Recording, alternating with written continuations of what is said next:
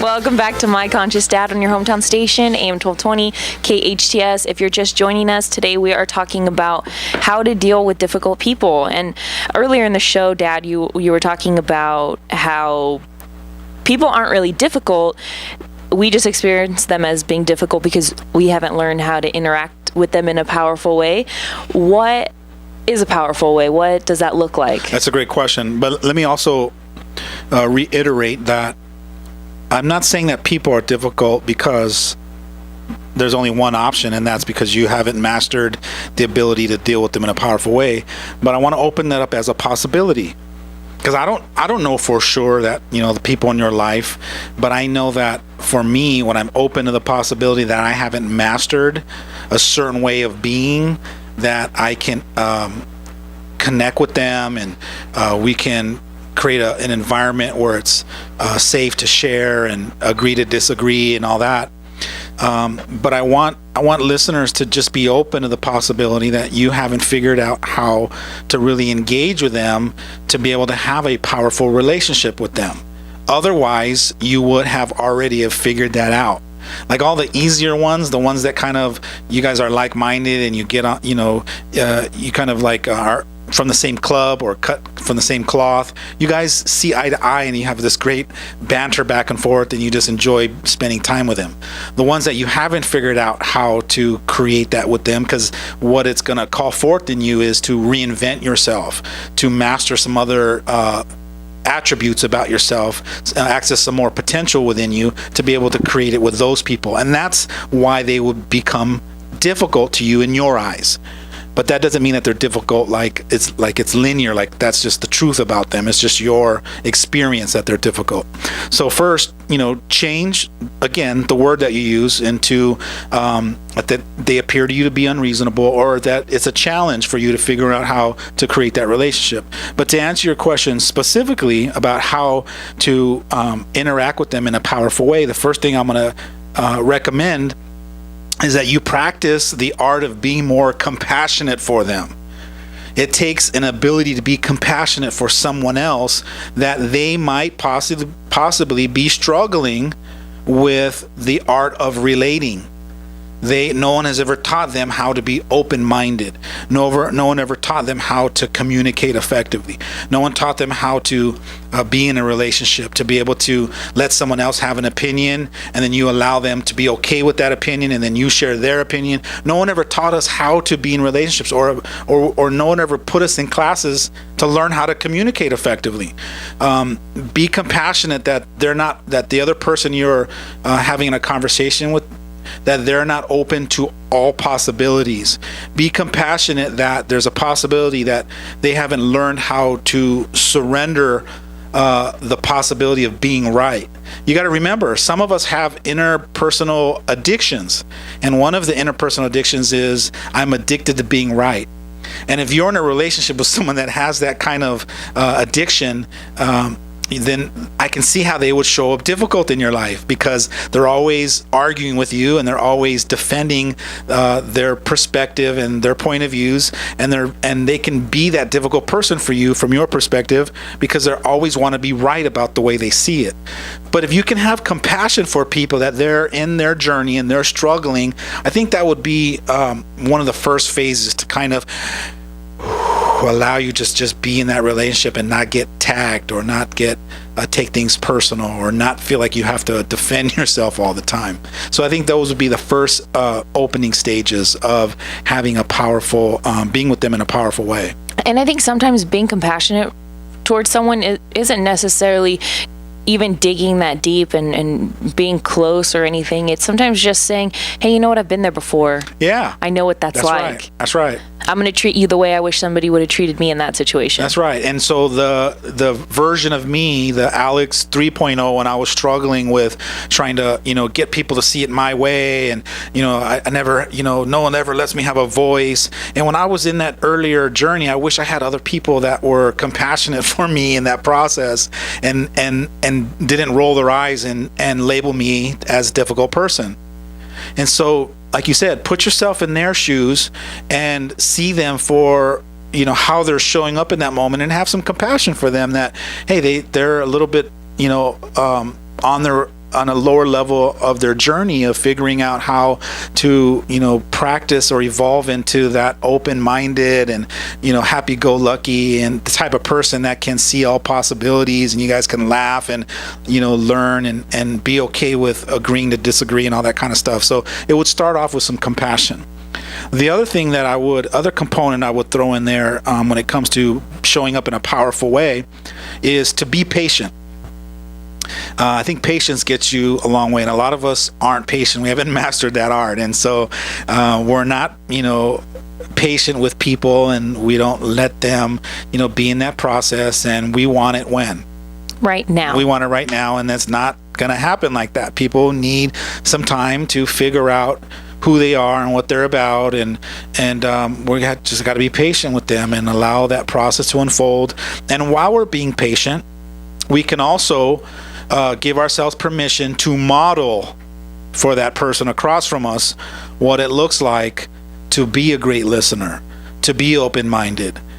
In our patience, we can give ourselves permission to teach the other person of what it looks like when they're in their little rant, when they're being defensive, when they're being closed-minded. We can show them and teach them by modeling it and letting them see a version of what we would like them to be within ourselves. Yeah, and I think if you're looking at, let's say, to you, a difficult person is, I think a really common example that I'm going to keep using is your boss. But if your boss is difficult, or you perceive them as difficult, sometimes just the way you are and the way you act. So let's say you're patient and you're very slow, and they're a little bit faster and they need everything right now, and they're yelling at you to hurry up. If sometimes that can rub off on them, because like I said, you have different relationships with different people, so they know, okay, with this employee, I need to calm down and I need to be a little bit more patient, and I need to be, so as long as you're open to that, everything else is going to kind of just fall into place. Absolutely. Another thing I would throw out is be humble. Allowing yourself to be humble will, I think, open up the possibility or the space for people to grow in. And then the other distinction I want to throw in is to not take things personal. The way someone else shows up has nothing to do with who you are. If somebody is having a temper tantrum, or they can't see it the way you're seeing it, and they're arguing with you, or they want to be right about the way they see it, that whole display, that whole act that they're doing, that whole mask that they're hiding behind, that's got nothing to do with you. So why do you let it tag you? Why do you take it personal? So take it out of the arena of you being tagged by it. Don't let it tag you. It's got nothing to do with who you are. If I'm interacting with you and you're acting a certain way and it's getting in the way of where I want this relationship to go, I got to learn first that what you're doing has nothing to do with me. And allow people to have their own dysfunctions. It's their stuff. You don't have to tell them that, because you tell them that, then now you're going to ramp them up to a whole nother level, and now you went from challenging to difficult at a higher level. But within yourself, in your own mind, just be compassionate that they're struggling with figuring out how to master the art of relating, and don't take things personal, because it's not really about you, it's their stuff. So now that you mentioned it, that was actually one of my questions, was how do I tell somebody or let somebody know that I have a difficult time relating with them or talking to them? So not necessarily saying, hey, you're really difficult, but how do I relate that so that they can work with me in a nice way? Well, you actually, as I was listening to you, you actually just explained your own answer. You just honestly explained to them that I'm having some challenges with getting across to you some of the points that I want to land. And so I think first off, just being honest, but from the responsible version, meaning I have to take accountability for the difficulty that I see in us relating, not making them the difficult person and letting them know that they are difficult. Because when you do that, what happens? They get defensive. And now you got a difficulty level 7 going to a level 9. So all you're doing is, taking it to a higher level. So you want to de-escalate it. And part of de-escalating it is just being honest and saying, wow, I'm really struggling with trying to figure out how to open up a possibility for you to see it a different way, maybe we need to take a time out, or maybe I need to think about this some more, or maybe this is a discussion that we could tabletop now and talk about it another time. But I think you just being honest with letting them know that you're having the challenge. Don't make it about them being difficult. Don't put them in that box. Don't label them, because then what you're doing is projecting it onto them, and then you're just creating your own reality. Well, I could also see some people maybe taking offense to even a statement like that, saying, hey, you know what, I'm having a hard time communicating with you right now. And then I could see somebody, taking that personally still and saying, what do you mean you're having a hard time communicating with me? As if it's about them. Because a lot of people can make anything about them. Yeah, but in you taking responsibility for it, I think there's a whole nother level of words that you can access that will help them understand that you're not saying that this issue is about them. You're taking responsibility for it. So even if you got upset and go, well, what do you mean you're having challenges, right? Let's say that you came at me like that. It would force me to reflect back on myself and say, yes, I can't figure out how to articulate the words so that you can see my point of view. I keep using the same words, or the same words that I'm using keeps getting you to see a picture of the same picture that you keep seeing. And so I'm trying to figure out how to, or a certain scenario, or maybe even a story to share with you to get you to see it. But the point I'm trying to make is that it puts all the burden on you. It puts all of the responsibility and accountability on your shoulders, and it takes it off of them, which could easily de-escalate them to be open enough now to hear you. And then maybe you can draw some compassion into them to now shift and be vulnerable enough to go, well, you know what, maybe you're having troubles because I'm hard-headed. To get somebody to say that, I think is a victory. To get somebody to acknowledge on their own that they could be difficult or challenging to be in a relationship or have a conversation with, I think that's a victory right there. And that could start the opening stages for now you guys to be honest with each other and help build upon that.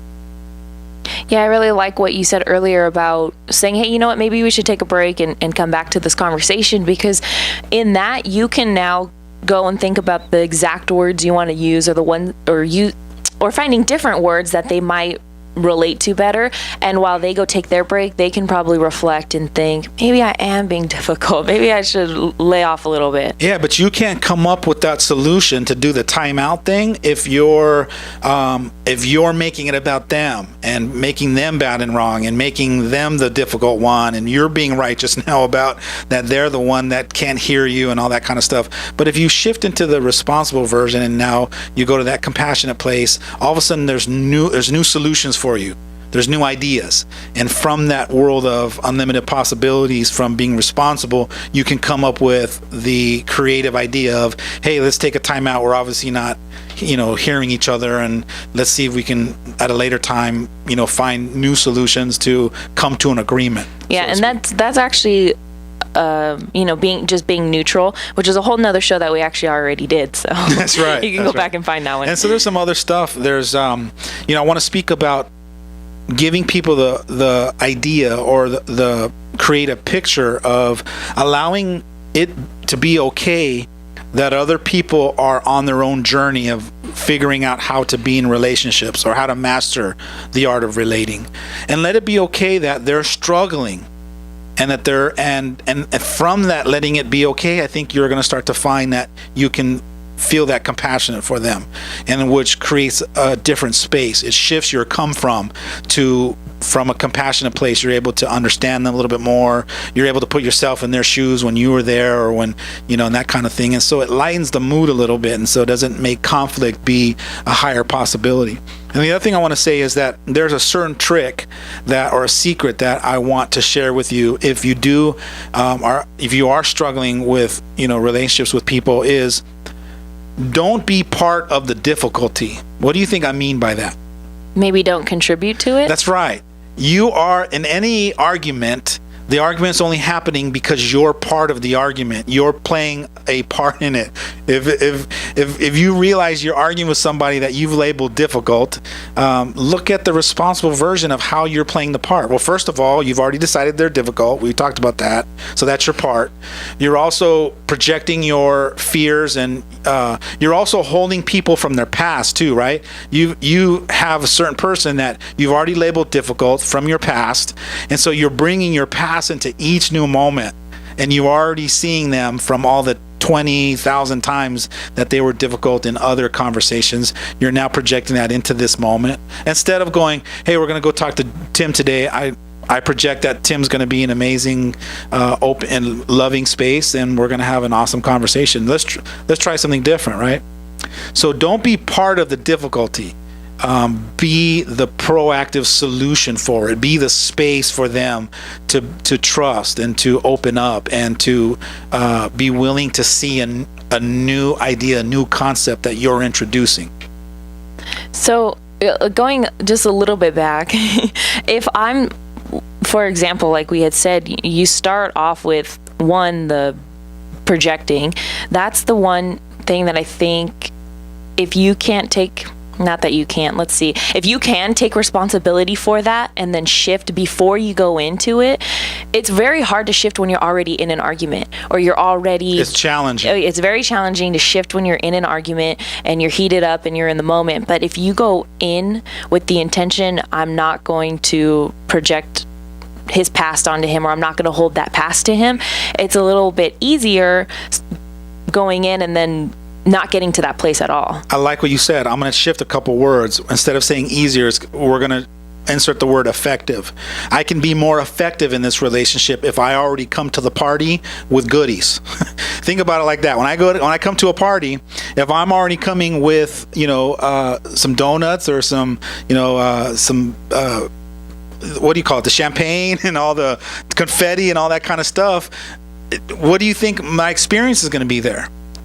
Positive, or at least a good reaction. We're gonna have some fun. If I'm bringing that kind of stuff, we're gonna have some fun. So when you show up to the party, if you're already coming with the goodies, the compassion, the understanding, the ability to open them up a free space for them to be who they are without being in resistance to them or trying to make them show up the way that I need them to be or the way that I want them to be. How arrogant of us, right? To think that all of the people in our relationship should be happy all the time and be in a great mood, and that's a pipe dream.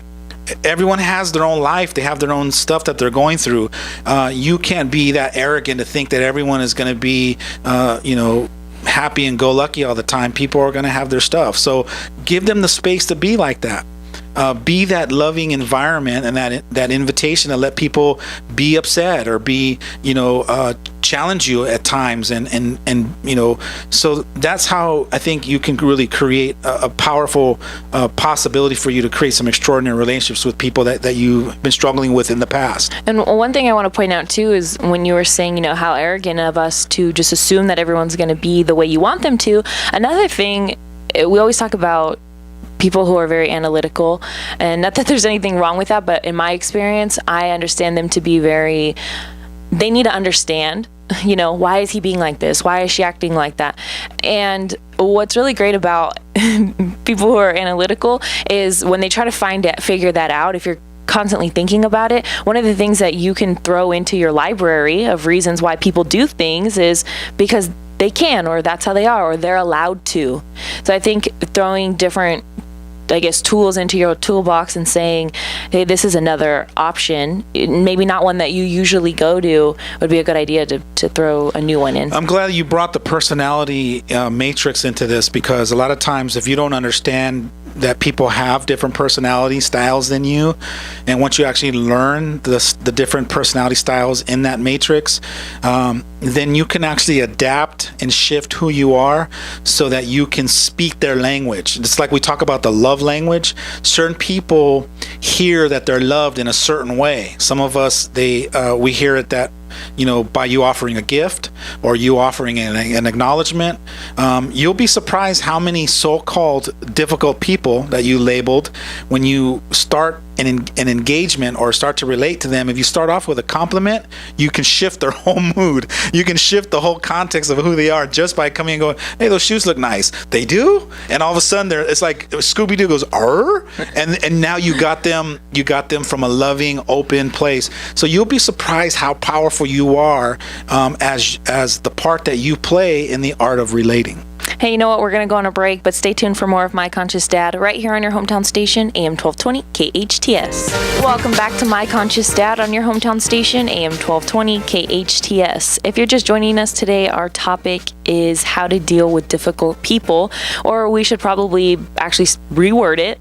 How would you reword that from a more powerful perspective? I would say, who do I need to be to make a difference with people that are challenging in relationships? And I know that, when people see the topic, how to deal with difficult people, they might be a little bit disappointed that I didn't give them advice that made them right about other people being difficult, to try to fix those other people. Because that's usually, as human beings, that's what we want. Give me the magical ingredients to fix the other person so that they're not difficult anymore. The last thing that people want to hear is, oh, you mean I have to change myself?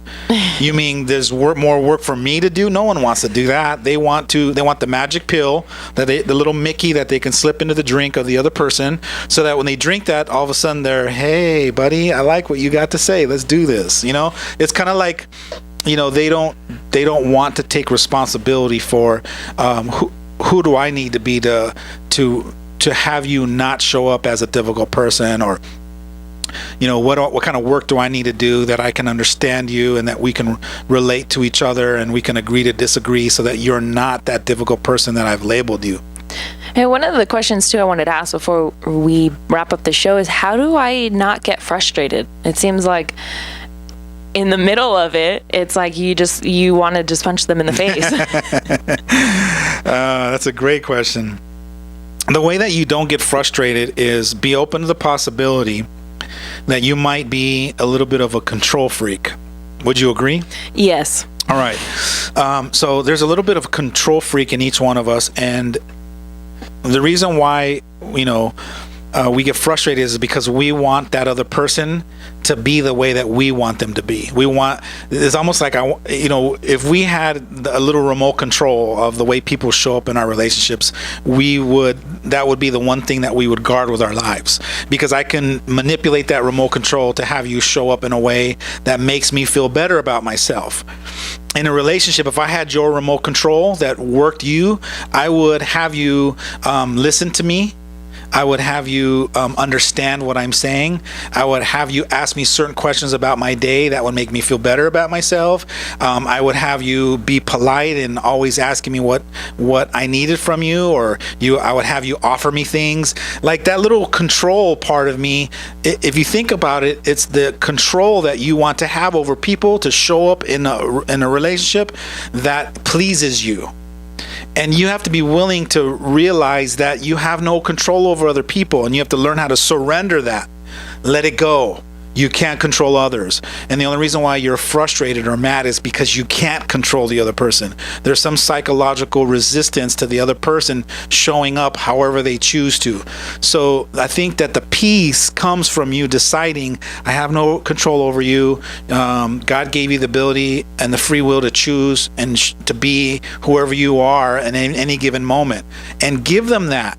Give them that gift. Give them that space to be frustrated, to be mad, to not agree with you. The peace comes in your serenity to kind of just let go and surrender to having them agree with you or hear it the way that you have it, or like you or like what you're saying. Surrender all that stuff and allow people to be who they are. Or the next level would be learn to love who they are, who they're being. If they seem to be challenging and they seem to always be, if you say left, they go right, learn to love that about them. That in one of my courses, in the relationship courses, I teach people to learn how to say, I love that about you. And that's a whole nother level and maybe a whole nother show. Hey, thank you so much for joining us today on My Conscious Dad with me, Jasmine Urbina, and my dad, Alex Urbina. We're here every Friday from 12 to 1 p.m. right here on your hometown station, AM 1220 KHTS.